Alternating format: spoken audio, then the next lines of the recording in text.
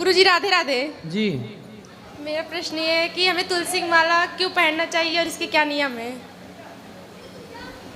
तुलसी की माला इसलिए पहनना चाहिए क्योंकि तुलसी पहनने वाला भक्त भगवान को बहुत प्रिय होता है। जैसे एक माँ बाप के 2 बेटे हैं, 4 बेटे हैं, पर उन चारों में वो बेटा सबसे अच्छा होता है जो माँ बाप की आज्ञा का पालन करता है। जो बात नहीं मानता, भले उस माँ बाप का बेटा है पर माँ बाप उसे बहुत पसंद नहीं करते कि बेटा तो है पर सुनता नहीं है, मानता नहीं है, पर जो मानता है माँ बाप उसमें समर्पित रहते हैं।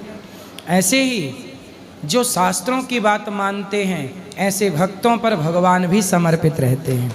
और शास्त्र कहते हैं, पुराणों में लिखा है कि तुलसी भगवान को अत्यधिक प्रिय है। इसलिए भगवान की प्रिय चीज़ हमारे हाथ में होगी तो भगवान की दृष्टि हम पर भी पड़ेगी। इसलिए भक्त लोग तुलसी पहनते हैं। इसके नियम क्या है? तुलसी पहनने वाले को सदा अच्छे रास्ते पर चलना चाहिए, सबका भला करना चाहिए। निंदा, चुगली, झूठ, कपट, तुलसी माला पहनो या मत पहनो, झूठ कपट तो किसी को नहीं रखना चाहिए। मांस मदिरा का सेवन नहीं करना चाहिए, बाकी सब ठीक है। ठीक है, राधे राधे गुरुजी। महात्मा जी आप आ जाइए यहाँ। जय जय श्री राधे गुरुजी जी। हमारा एक जे है कि जो संस्कृति सनातनी है कि हमारे सनातन में जो कन्यादान लेते हैं तो हमारे क्षेत्र में और अधिकांश हमने जानकारी की है कि कन्यादान में गाय का बहुत महत्व है, गाय देते हैं। लेकिन हमारे क्षेत्र में अधिकांश कन्यादान देते समय अब गाय का महत्व बहुत कम होता जा रहा है, अधिकांश लोग गाय लेते नहीं हैं। और गुरु और हमारे आ जाइए आ जाइए आ जाइए। कैसे हैं? वाह, ये हमारे बचपन के मित्र हैं, यहाँ संत बन गए हैं। देखो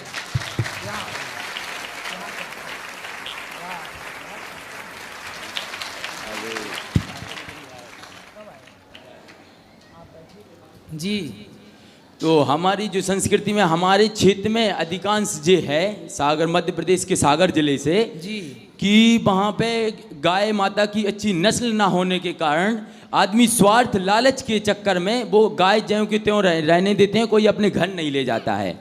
तो हमारा और हमारे 4-5 दोस्तों का जो एक विचार आया मन में कि यहाँ पर हम लोगों ने देखा कि अच्छी नस्ल की गाय हैं, तो यहाँ से कुछ गाय लेके वहाँ जैसे हम लोग सामूहिक विवाह करके हम लोगों के विचार है और दहेज कम देके उन्हें एक अच्छी नस्ल का गाय दें। सही है। तो जिससे पहले के ज़माने में बेटी का विवाह होता था तो पिता गौदान भी करता था। गौदान विवाह में करना ही चाहिए। बेटी को गौदान करने से गौदान करने का पूरा फल प्राप्त होता है। अब आजकल पिता बेटी के लिए गौदान नहीं करते, कुछ जगह तो कुत्तों का दान होने लगा। बेटी के संग कुत्ता जाएगा कुछ लोगों के यहाँ। गौदान की परंपरा थी, अब कुछ लोग कुत्ता की ओर आ गए। आप बहुत अच्छा विचार रख रहे हैं और आप सेवा करना गौ माता की और गाय के प्रति ये भाव आपका सराहनीय है। खुश रहिए। बिल्कुल गुरु कहते हैं। एक और गुरु प्रश्न है कि जैसे भगवान श्री कृष्ण और भगवान ने जैसे अर्जुन को ताकत बताने के लिए विराट रूप लिया था, भगवान विष्णु ने भी विराट रूप लिया। किसी आज से 200 वर्ष पहले किसी व्यक्ति ने क्या विराट रूप लिया है क्या महाराज जी? भगवान के सिवा कोई विराट रूप कैसे ले सकता है? हाँ, तो महाराज जी एक क्वेश्चन है कि जो नागपुर में एक ताजुद्दीन है कोई, वहाँ पे हमने जो ज्ञात किया, गूगल से हर जगह जांच किया है कि तकरीबन उनका जन्म 150 साल पहले हुआ था। वहाँ के लोगों को उन्होंने अच्छा काम किया हो ये तो नहीं कह सकते, लेकिन वहाँ पे वो फोटो जड़ित किए हैं कि भगवान श्री कृष्ण और भगवान विष्णु का विराट रूप पीछे करके और वहाँ पे विष्णु की फोटो हटाकर उन्होंने उस ताजुद्दीन की फोटो को लगा दिया है और वहाँ पर भगवान का अपमानित करते हैं। तो हमारे इधर हमने ये मुद्दा भी उठाया कि ये कानूनी रूप से तो कैसा भी हो, लेकिन हमारे सनातनी के हिसाब से हम लोगों को बहुत ठेस का काम है। सही है। तो वहाँ पे जी हमने मुद्दा उठा के सही किया कि गलत किया? सही है, भगवान का अपमान कभी किसी के द्वारा किसी भी स्थिति पे नहीं होना चाहिए। और लोगों ने हमें बताया कि तुम पर्सनल किसी से बुराई ना लो। हमने कहा कि चाहे हमारी ज़िंदगी अधूरी हो जाए, लेकिन जब तक अगर हमारा विचार जागा है, अगर भगवान ने हमें जन्म दिया तो है। वहाँ जो फोटो लगाए हैं तो उसकी कोई पूजा भी करता है? हाँ, वो पूजा करते हैं, बताते हैं कि इन्होंने अच्छा काम किया है सबके लिए। हमने कहा तो अच्छा इतना काम, अच्छा। ठीक है, कोई व्यक्ति अच्छा काम करता है उसका सम्मान जरूर होना चाहिए। हाँ। लेकिन वो व्यक्ति भगवान नहीं हो सकता। भगवान अपनी शक्तियाँ किसी को दे के अपना ही काम कराते हैं, पर व्यक्ति भगवान नहीं होता। भगवान का भक्त, हम लोग मीराबाई को भगवान का भक्त कहते हैं। सूरदास, तुलसीदास, ये सब इतने बड़े बड़े चमत्कारी संत थे, लेकिन इनको सबको हम लोग भक्तों की श्रेणी में रखते हैं। तो भक्तों की श्रेणी में रखो और सम्मान करो, भगवान की श्रेणी में नहीं। यही बात हमने उनसे कही थी कि आप इस फोटो को, हमारे भगवान को आप पीछे से हटा दो। आपको पूजना है, आपको मानना है, आप पूर्ण रूप से कर सकते हो। विचार अच्छा है आपका। जय श्री राधे। गुरुजी, हमारे जिला सागर जिले से सबकी तरफ से राधे राधे। राधे राधे। और किसका सवाल? गुरुदेव भगवान, आपके चरणों में प्रणाम जी। मेरा क्वेश्चन ये है कि जैसे शरीर आज छूटा है द्वितीय तिथि को और अंतिम संस्कार तृतीय में हुआ है, तो उनका श्राद्ध किस दिन करना चाहिए? तृतीया तिथि में हुआ अंतिम क्रिया हाँ तो जी। तृतीया में करो। चतुर्थी के हुआ अंतिम संस्कार तो चतुर्थी को मानो। अच्छा, मतलब जिस दिन अंतिम संस्कार होता कुछ उस दिन- लोग मृत्यु की तिथि लेके चलते हैं, कुछ जी। लोग अंतिम तिथि, अंतिम क्रिया की तिथि लेकर, अंतिम संस्कार की। जी जी तो अंतिम संस्कार की ही तिथि सर्वमान्य है। जी। हाँ, क्योंकि मैं रहती हूँ उत्तराखंड, तो उत्तराखंड के जो लोग हैं पंडित वहाँ के, वो कहते हैं कि जिस समय प्राण निकल गए वो, और हमारे इधर माना जाता है यूपी में पंच तत्वों में लीन होने पे। दोनों परंपराएं अपनी जगह सही हैं, पर जी। जो आखिरी निर्णय है जी जी वो अंतिम निर्णय ये है कि चिता पे जलने की तिथि को अंतिम तिथि माना जाएगा। जी जी। धन्यवाद गुरु। राधे राधे गुरु जी। जी। जी, मेरा प्रश्न आपसे ये है कि मैं राजस्थान से हूँ और वहाँ पे मतलब ऐसा सास अपनी बहुओं से कहती है कि सुबह सुबह उठ के बासी झाड़ू निकालना चाहिए, तो उससे लक्ष्मी आती है। तो क्या आप बताइए, ऐसा होता है क्या? मतलब सवेरे उठ के झाड़ू लगाना चाहिए? हाँ, मतलब सुबह उठते ही सबसे पहले झाड़ू लगाओ। हाँ, तो झाड़ू को भी हमारे यहाँ लक्ष्मी माना जाता है। जी बिल्कुल। इसलिए हमारे यहाँ धनतेरस को झाड़ू खरीदने की परंपरा है, क्योंकि झाड़ू में लक्ष्मी का वास होता है। तो घर की लक्ष्मी जो है झाड़ू, वो झाड़ू रूपी लक्ष्मी, वो घर में फैले कचरा रूपी अलक्ष्मी को विदा करती है, तब घर में लक्ष्मी टिकेगी। बात सही है, सवेरे सवेरे झाड़ू लगाना सही है, कोई बुराई नहीं है। नहीं, लक्ष्मी आती है, ये बात सही है। हाँ, तो आप लक्ष्मी तो आती है जब घर साफ सुथरा होगा, जहाँ सफाई होगी, विचारों की शुद्धता होगी, लक्ष्मी वहीं तो रहेगी। अच्छा, आप लगाते हो कि नहीं झाड़ू? हम, मम्मी लगाती है हमारी। आप नहीं साथ देती हो मम्मी का? कभी हम भी दे देते हैं। तो मम्मी है कि मैया है? मम्मी है, मैया है, आप जो कह रही है। नहीं, मम्मी और मैया का मतलब एक ही होता है कि अलग अलग? एक ही होता है। तो मम्मी का मतलब क्या होता है? मम्मी, हाँ। मम्मी का मतलब होता है मरा हुआ। अच्छा। जो मर जाता है ना, उसकी बॉडी खराब ना हो तो उसे रख दिया जाता था, उस प्रोसेस को बोलते थे मम्मी। क्या बोलते थे? मम्मी। हाँ, मम्मी, मम्मी।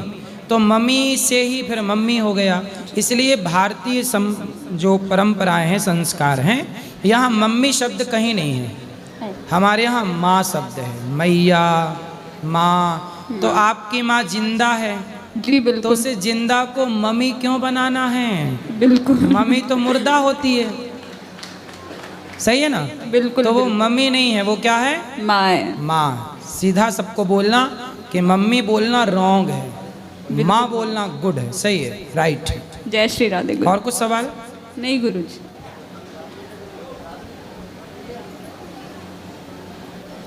गुरुदेव के चरणों में हमारा कोटि कोटि अभिनंदन वादन करता हूँ, प्रणाम करता हूँ। गुरुजी, मैं दमोह जिले बुंदेलखंड से आया हूँ। मेरा ये प्रश्न है गुरुजी, मैं पूजा पाठ, भक्ति भाव, भगवान का स्मरण करता हूँ, पूजा करता हूँ, बिहारी जी और राधा रानी को सर्वस्व मानता हूँ जी, लेकिन फिर भी मुझे क्रोध आता है गुरुजी। पता नहीं क्यों, मैं यही सोचता रहता हूँ कि क्रोध क्यों आता क्रोध है। आता है किस पे? ऑटोमेटिक पता ही नहीं चलता, एकदम से मतलब टेंशन बन जाता है मुझे, वो चिल्लाने लगता हूँ मैं। किस पर चिल्लाते हो? अगर कोई जैसे सिस्टर बोली, मम्मी पापा, कोई भी अगर अदरवाइज कोई भी बोल रहा तो एकदम से मुझे। पड़ोसियों को नहीं चिल्लाते? जी, पड़ोसियों को मतलब पड़ोसियों को एकदम से अगर मैं टेंशन में रहता हूँ, अगर कोई कोई बोल देता तो गुस्सा आ जाती बहुत ज़्यादा। तो जैसा माँ बाप को, पत्नी को, बच्चों को बोलते हो वैसे ही पड़ोसियों को भी बोलते हो कि नहीं? बोलते हैं, लेकिन फिर भी मैं यही सोचता रहता हूँ, मैं बिहारी जी को सब कुछ मानता हूँ, राधा रानी को सब कुछ मांगता हूँ, राधा जीवन किशोरी जी के नाम कर दिया हूँ, इतनी कुछ भक्ति काम करता करते हूँ। हो? जी, कुछ काम करते हो? जी गुरु जी, क्या? काम कर, सेल्समैन का काम करता हूँ, किराना दुकान लेके सामान सेल करता हूँ। कितना कमा लेते हो महीने का? महीने का 15-20 हज़ार रुपये गुरु जी। तो कमाई बढ़ाओ, जी थोड़ा और मेहनत करो और अच्छी प्लानिंग करो तो पैसे बढ़ेंगे। जी जब पैसे आने लग जाएंगे तो अपने आप आपका क्रोध शांत हो जाएगा। जी। ये गुस्सा इस बात का है कि आप कम पैसे कमाते हैं, संतुष्ट नहीं हैं आप अपनी ज़िंदगी से। यदि आप अपने कमाई यदि 15,000 भी कमाते हैं और आप इसमें संतुष्ट हो जाएं तो 15,000 में ही सब कुछ हो सकता है। संतुष्टि चाहिए। इसलिए आपका ये गुस्सा, चिड़चिड़ापन इसलिए है कि आप अपनी ज़िंदगी से संतुष्ट नहीं हैं। इसलिए जितना मालिक ने दिया है, बहुत दिया है। आपके पास 2 पाँव हैं। जी, बहुत लोगों को देखा आपने लंगड़े हैं, चल नहीं पाते। जी गुरु जी। आप कितने अच्छे हैं ना उनसे। जी बहुत लोग अंधे हैं जी पर उनसे आप कितने अच्छे हैं। जी गुरु जी। आप देखो बोल पा रहे हैं। बहुत लोग हमने देखे जो बोल नहीं पाते, आवाज़ नहीं है, जी गूंगे हैं बेचारे। जी फिर भी आप कितने अच्छे, ईश्वर ने आपको कितना अच्छा जीवन दिया, फिर शिकायत किस बात की है? इसलिए जितना मिल रहा है, पेट भर रहा है ना। भूखे सोते हो? जी। आप बताओ, आप भूखे सोते हो कि खा पी के सोते हो? खा पी के सोचे थे गुरु मतलब कोई दिन ऐसा तो नहीं आता कि भूखा सोना पड़े? नहीं गुरु तो जी। ईश्वर ने ये दिन नहीं दिया ना कि भूखा सोना पड़े। पर इस गुरुजी। देश में बहुत लोग ऐसे हैं जो बेचारे चाह के भी कुछ नहीं खा सकते और भूखा सोने के लिए मजबूर हैं। जी गुरु जी। ऐसा सही है कि गलत है? सही है गुरु जी। आप कितने सुखी हैं ना उनसे। जी गुरु जी। इसलिए क्रोध किस बात का है, किस बात का चिड़चिड़ापन है? यदि आप चिड़चिड़ापन है मतलब आप ईश्वर के दिए से संतुष्ट नहीं हैं। जितना दिया है उस हाल में ईश्वर का धन्यवाद दो और हर हाल में प्रसन्न रहिए। परमात्मा को याद करिए, अधिक से अधिक भगवान का नाम जपिए। जी गुरु जी। और पत्नी, माँ, बहन, बेटी इनके साथ अच्छा व्यवहार करिए। ये लोग खुश रहेंगे तो अपने आप धन बढ़ जाएगा। जी ठीक है। जी। और परेशान होने का नहीं, जिंदगी बिंदास हंस के मुस्कुरा के जीने का। बोलो गुरुदेव भगवान की, समझ श्री में आया? बांके बिहारी लाल की। आप क्रोध करोगे? नहीं गुरु जी। क्यों नहीं करोगे? अब शांति बना के रखेंगे कि जो मालिक ने दिया है वो सही है। बहुत है। जी अंधे नहीं हो आप, लंगड़े नहीं हो आप, बहरे नहीं हो आप, मतलब आप दुनिया में सबसे अमीर हैं। जिसके पास स्वस्थ शरीर है ना साहब, वो अमीर है। वरना बीमार शरीर पाके तुम क्या करोगे? पैसों का सारा पैसा उसे स्वस्थ करने में खर्च कर दोगे। जी गुरु जी। इसलिए निरोगी काया सबसे बड़ा धन है और वो ईश्वर ने आपको दिया है। और ईश्वर का धन्यवाद। राधे राधे गुरु जी। गुरुजी आपके श्री चरणों में कोटि कोटि प्रणाम। जी। गुरुजी मैं जबलपुर जिले मझौली से आई हूँ। मझौली? हम तो जी। मझौली पढ़ने जाते थे। जी गुरुजी। मैं पकड़ लूँ क्या? हाँ पकड़ लो। गुरुजी मेरे पति 15 साल पहले ख़त्म हो गए थे। 2 बच्चे हैं, छोटे छोटे थे, अब बड़े हो चुके हैं। तो उनका सिर्फ 13 ही और बरछी हुई थी, इसके अलावा कुछ भी नहीं हुआ। किसका? पति का? जी। 13वीं और बरसी हो गई? जी जी। ठीक है, और क्या चाहिए? तो कहते हैं पितृदान वगैरह करना चाहिए। आपका बेटा बड़ा कितना साल का है? 20 साल का होगा। तो बेटे से ना पिंडदान करा दीजिएगा, श्राद्ध कर्म करा दीजिएगा जो भी हैं। जी गुरुजी। और जो करा सको। दादाजी हैं बच्चों के, मतलब आपके ससुर? नहीं, दादाजी नहीं है। तो करा दो उनके नाम से, भागवत जी का पाठ करा सकते हैं। जी जी जी। गुरुजी आप राधे राधे। जी जी।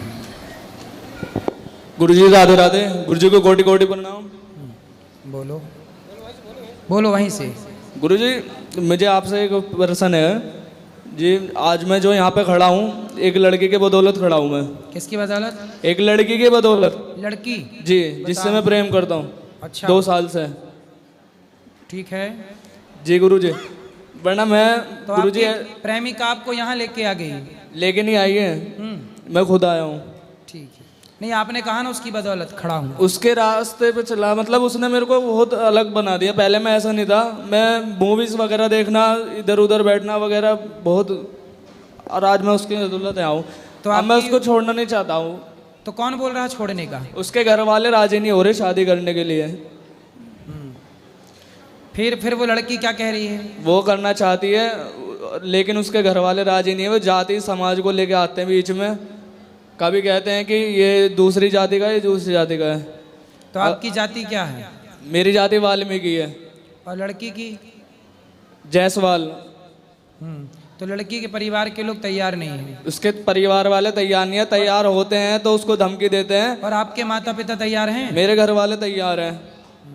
उसके घर वाले तैयार होते हैं तो धम कहते हैं कि अगर तू इसके साथ जाएगी तो यहाँ पे मत आ जाना, हमारे लिए तू मर गए, इस घर में मत आ जाना बिल्कुल भी। कौन? लड़की के माता पिता? लड़की के माता पिता। तो अब आप लोग जब देखो लड़की के माँ बाप तैयार नहीं हैं, आप तैयार हैं और लड़की तैयार है, अब आप ही बताओ किस परिस्थिति में आपकी बेटी होती। माना कि, जरा सोच लो, माना कि आपकी बेटी होती और वो किसी लड़के से प्यार कर रही होती, जैसे आपसे वो लड़की कर रही है, और वो लड़की किसी और से विवाह करना चाहती, तो आप पिता होते उस लड़की के, अब आपकी बेटी के, तो आप क्या करते हैं? मैं करा देता हैं? मैं करा देता। करा देते हैं। प्रेमानंद महाराज जी गुरुदेव जी हैं, जो उन्होंने सवाल बताए थे कि जिस लड़के से एक बार प्रेम कर लिया उसको कभी छोड़ना नहीं चाहिए। तो मैं तो उनके कहे पे चल रहा हूँ। तो जब प्रेम किया था तब महाराज जी से पूछ के गए थे कि महाराज जी, जाना चुनौती नहीं है, चंद्रमा तक पहुंचना चुनौती नहीं है, स्वयं को जान लेना और स्वयं को जीत लेना चुनौती है। मंगल तक जाना, जो मंगल तक गए, चले गए, पूछिए उनसे कि क्या खुद को जीत पाए? खुद को जीत लेना मंगल पे जाने से, चंद्रमा पे जाने से ज्यादा कठिन काम स्वयं को जीत लेना है। जो स्वयं को जीत लेता है उसके जीवन में मंगल हो जाता है, उसे मंगल पे जाने की जरूरत नहीं है। धन्यवाद गुरुजी, धन्यवाद जी। गुरुजी आपके श्री चरणों में कोटि कोटि प्रणाम इस दासी का। जी। और गुरुजी मैं ये, मेरा प्रश्न ये है कि खाटू श्याम बाबा किस मतलब क्या कृष्ण से शीश कैसे दान दिया था? बर्बरीक जी ने भगवान से कहा कि हम कुछ ही बाणों में युद्ध जीत सकते हैं महाभारत का। तो भगवान ने कहा चलाओ, तो एक बाण से उन्होंने सारे पीपल के पत्तों पर छेद कर दिया। जी। तो भगवान ने कहा कि भाई तुम साथ किसका दोगे? तो उन्होंने कहा कि जो पक्ष हारने लग जाएगा उनका साथ दे देंगे। तो भगवान समझ गए कि हारेगा तो दुर्योधन, और आप जैसा योद्धा दुर्योधन का साथ देगा तो दुर्योधन की ताकत बढ़ेगी, वो मिसयूज करेगा ताकत का। तो सिर काट दिया भगवान ने। तो कटा हुआ सर पूरा महाभारत देखा। बाद में भगवान ने अपना नाम दे करके, मेरा नाम श्याम आज तुम्हें देता हूँ और तुम खाटू में जा कर के रहो और सदा मेरा स्मरण करते रहो, जो भक्त आए उन पर कृपा करते रहो। तो तब से नाम पड़ गया खाटू श्याम। तो भगवान कृष्ण की कृपा से ही उन्हें ये सब कुछ प्राप्त हुआ। तो कृष्ण भगवान और खाटू श्याम बाबा अलग हैं? हाँ, अलग अलग हैं, पर भगवान ने अपनी ताकत, अपनी शक्ति और अपना नाम उन्हें दे दिया। वो बर्बरीक हैं, पर भगवान की शरण में भगवान के भक्त हैं वो, और भगवान ने फिर अपनी शक्ति प्रदान कर दी। गुरुजी आपको जो मैं स्टूडियो में देखती थी, न्यूज़ चैनल देखती, मुझे इतना दिल धक धक करता था। मैं जब मेरे पति जी न्यूज़ ज़्यादा देखते हैं तो आपके जो देखते थे स्टूडियो में तो बहुत दिल धक धक। देखो कैसे कैसे लोग हैं कि गुरुजी को कितने क्वेश्चन कर रहे हैं कि कितना अच्छा काम कर रहे हैं मेरे गुरुजी। और गुरुजी मैं चरणोदक चाहती हूँ आपका, मैं आपका चरणोदक लेना चाहती हूँ। ठीक है मैया, आप तो आशीर्वाद दो। गुरुजी मैं सुबह आपका चरणोदक ले सकती हूँ? आप आशीर्वाद दो हमें, बस सेवा करते रहें बस।